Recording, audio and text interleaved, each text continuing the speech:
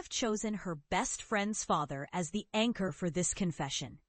That night, just past midnight, I found his note on the kitchen table. I am not going to pretend I do not want you anymore. I am 38, and I live a life that looks calm from the outside. A steady job I can do in my sleep. A marriage that has long since lost its spark. And a circle of friends who believe my days are all plans and purpose. The summer I moved into their guest house for a short stretch of rest and breathing room began with a soft ache I carried in my chest like a closed door that would not open. The best friend I speak of is not just a girl I know from college. She is a sister in all but blood, a confidant who knows the routine of my days and the silence between my sentences. Her father, a man twice my age with a calm smile and a voice that felt like warm rain, kept his distance with practiced care, always respectful, never crossing lines that should not blur. The guest house was neat, the air mild, and the scent of land polish and old books clung to the hall like a memory I could not quite place. In that quiet place, I learned to listen again, to the clock ticking, to the low hum of the air conditioner, to the steady breathing of a house that seemed to exhale with me. The setup of my life was simple and familiar. A successful career that never burned me out the way love sometimes could. A marriage that looked solid from the outside, and a friendship that felt like a safety net forged from years of shared history and whispered secrets. Yet beneath this surface, a soft and dangerous current ran. The edges of my days grew dull, and I began to crave color, a touch of risk, something I could not name. The inciting incident came in the form of a revelation. I had learned that my husband had whispered farewell to a part of us that I never knew we had left behind, an invisible thread that, once plucked, shook the whole weave of our ordinary life. The day his words fell into the room, like a stone sinking in a quiet pond, I found myself standing in our bedroom, the door just closed behind me, and a sudden emptiness that tasted metallic on my tongue. Then came the moment I least expected. The weekend when I walked into the guest house and saw him there, not with anger, but with a softened gaze that seemed to size me up as if I were a new landscape to learn. The best friend's father did not chase me with grand declarations. Instead, he offered me a room where the world seemed to slow its spin, a chair by the window where I could catch my breath, a listening ear without judgment. He spoke of loss in a way that was almost tender, of a life that requires kindness even when it hurts, and I felt the first flicker of something I had not allowed myself to admit for years. The betrayal I faced was not only his or mine.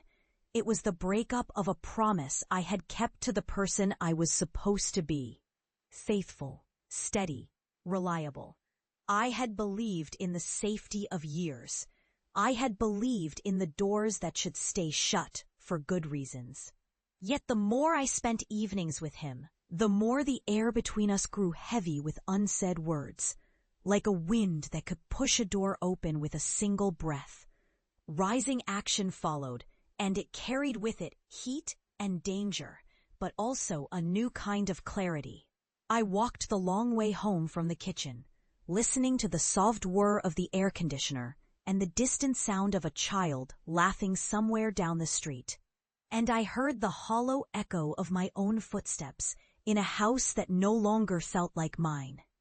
The smell of coffee in the morning, the sound of his shoes on the wood floor as he moved through the hall, the way his eyes softened when he spoke of his own late wife.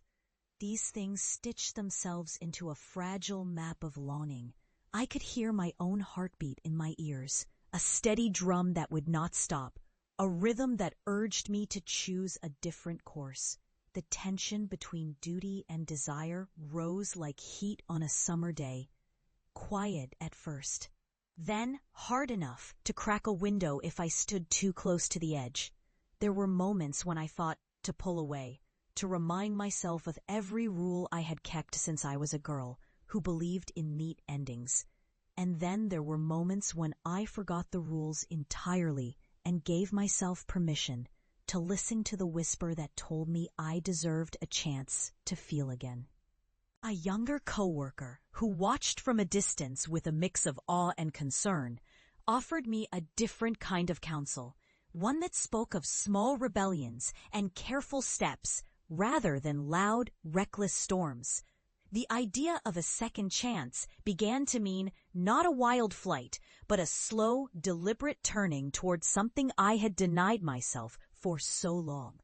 And so I stayed in the space between what I owed and what I longed for, letting the nights unfold as if they were a book I could not yet bear to finish.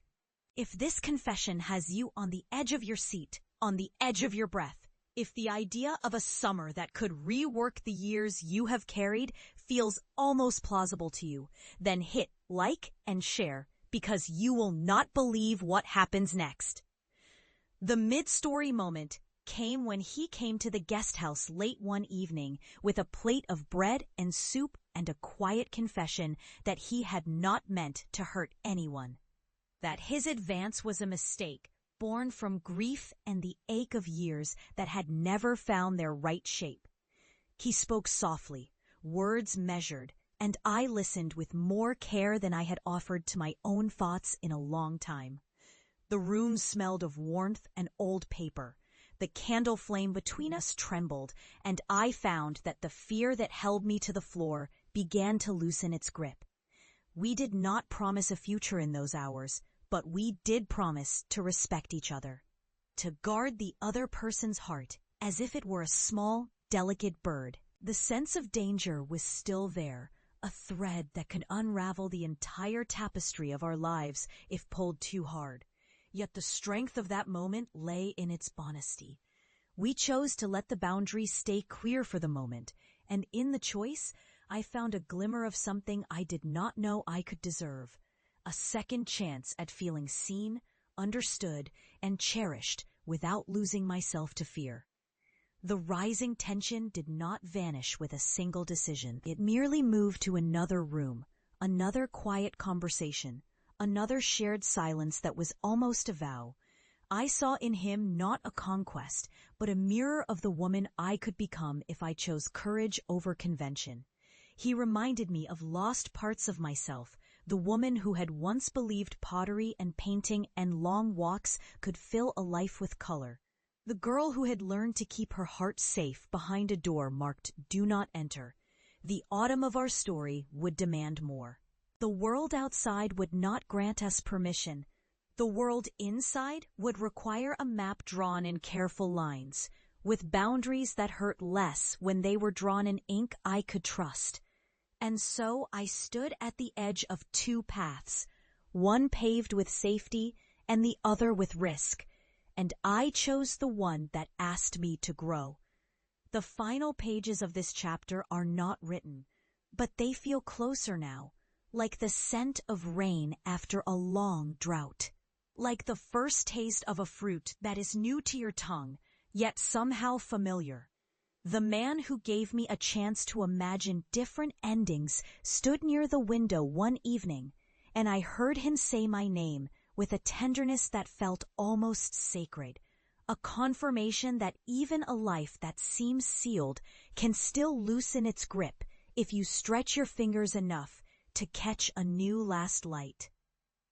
The last word I want to offer you is not a promise of forever, but a willingness to try again, to redefine what love can mean in a world that often forgets that hearts can heal after gravity has pulled them down. If you crave more raw, emotional confessions, please like, share, and subscribe. Your next chapter awaits.